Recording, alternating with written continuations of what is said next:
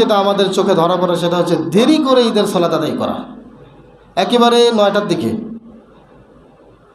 আল্লাহ নবীর যুগের ঈদের সালাতের পদ্ধতি ছিল চাস্তের সালাতের সময়, অর্থাৎ যখন ঈদের ফজরের সালাত হয়ে গেল, সূর্য উদিত হওয়ার সর্বোচ্চ 20 থেকে 25 মিনিটের মধ্যে, বা সর্বোচ্চ গেলে আপনি 30 মিনিট, এর ভিতরে ঈদের সালাত আদায় করা কি সুন্নাত। এরপরে যদি আপনি যান, এটাই হবে একটা কুসংস্কার, এবং এটা আল্লাহ রাসূলের সরাসরি সেই সুন্নাহ পালন করা হলো না, এটা বেদাতের মধ্যে পড়ে যাবে। এই জন্য আমরা যারা পরিচালনা কমিটি আছে, আমাদের উচিত হবে যত দ্রুত সম্ভব আগায় আমাদের সালাতটা অক্তটা দেওয়া, সময়টা নির্ধারণ করা। তবে মিয়া সাহেবের বাড়িতে শুনলাম তারা অক্ত দিয়েছে 7টা 30 মিনিটে। এখন আপনারা বিবেচনা করবেন সেটাই রাখবেন না আরও আধা ঘন্টা আগাবেন, এটা আপনাদের ব্যাপার। ইনশাল্লাহ এটা আমরা সালাতের পরে জানতে পারবো ইনশাল্লাহ। তো আমি যেটা বলছিলাম, প্রথম যেটা বেদাত সেটা হলো ঈদের সালাত দেরিতে আদায় করা। ঈদের সালাত সবসময় আগে আদায় করতে হবে। আপনারা যারা সৌদি আরবে গিয়েছেন বা থেকেছেন, বা মক্কা মদিনায় যারা সালাতুল ঈদ আদায় করেছেন, দেখেছেন ফজরের সালাত আদায় করতে আসার সময় ওই সৌদিয়ানরা পকেটে করে খেজুর নিয়ে আসে।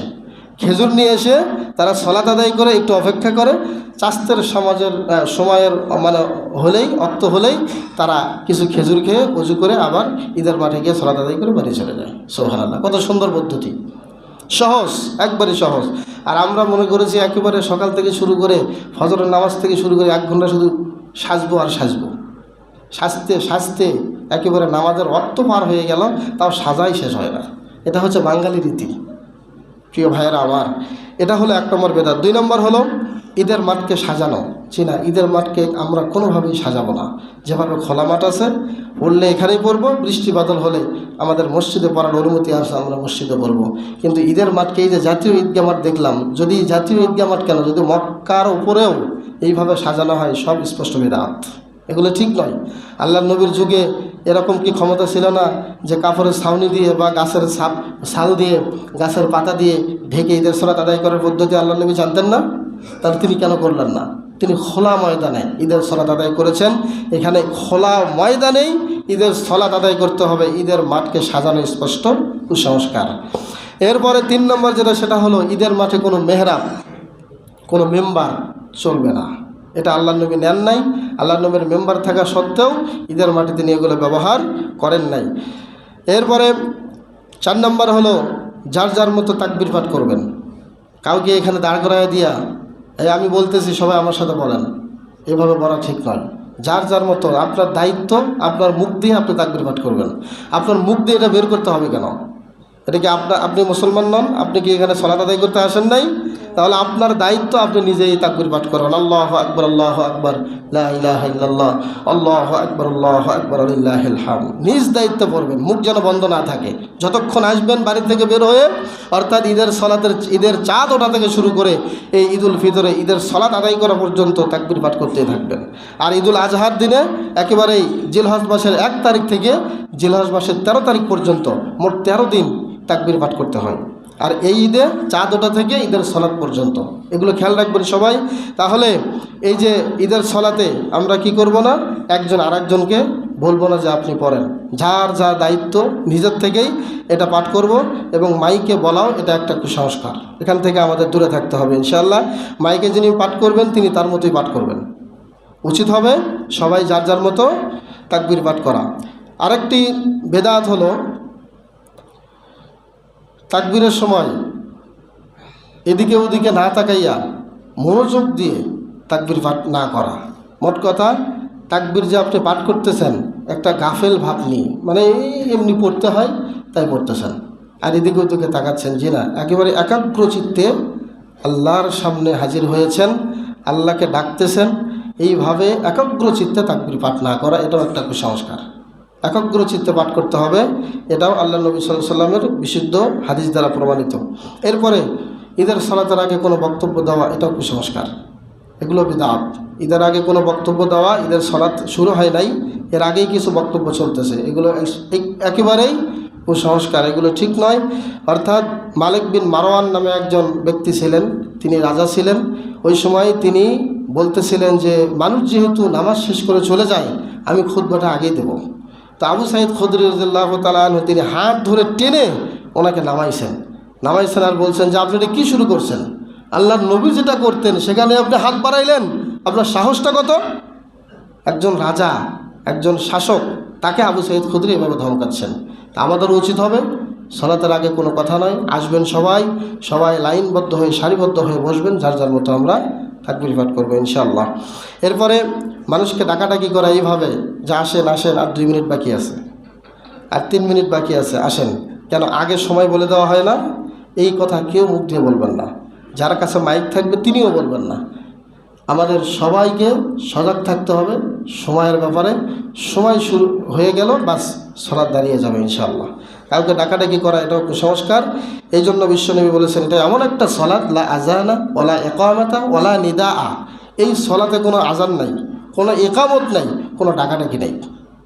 এটা এমন একটা সালাত, গুরুত্ব দিয়ে আসতে হবে সম্মানিত উপস্থিতি। এরপরে মানে কাছের একটা লোকের সাথে কোলাকুলি করা, এটাও স্পষ্ট বিদআত। আপনি কোলাকুলি করতে পারবেন কার সাথে? আপনার একটা ভাই, সে বিদেশ ছিল, আসছে ঈদ উপলক্ষে, কোলাকুলি করেন, এটাই সুন্নাহ।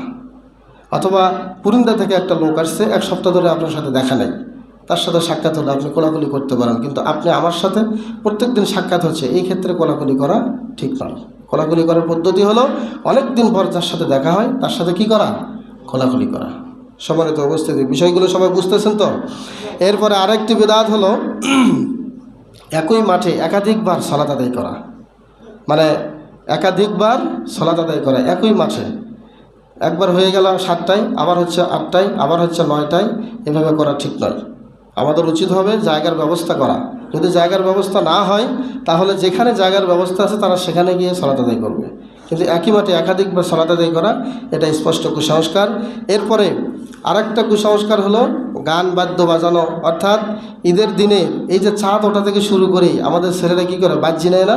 এই বাজ্জি দিয়ে শুরু হয় ঈদের নোংরামি, ঈদের এই কুসংস্কার শুরু হয় বাজ্জি দিয়ে। দেখবেন যে ঈদের দিনে অনেকে বাসায় বক্স নিয়ে এসে গান বাজাচ্ছে, দিদারসে গান বাজাচ্ছে। এগুলো একদম স্পষ্ট নিষেধ এবং কুসংস্কার। এবং অনেকে ঈদ পালন করা আবার অন্যভাবে। ঈদের দিনে, ঈদের সময় যে সিনেমাগুলো আপনারা যারা সংবাদে দেখতেছেন, কিছু কিছু সিনেমা তারা আপলোড করতেছে না? অনেকে নিয়ত করতেছেন ঈদের দিনে সিনেমা দেখব, বলেন নাউজুবিল্লাহ। অনেক যুবক ভাইয়েরা যারা আছেন সাবধান, এই সিনেমার মাধ্যমে আপনার ঈদের তো সব ভুলুণ্ঠিত করবেই, আপনার চরিত্র নষ্ট হবে, পাশাপাশি এই রমাদানে যা করছিলেন সব ধূলিসাৎ করে দেবে। শয়তান লেগে আছে, শয়তান এখন অপেক্ষামান। আজকে কি হলে মাগরিবের আজান হলেই তার শেকল খুলে দেওয়া হবে।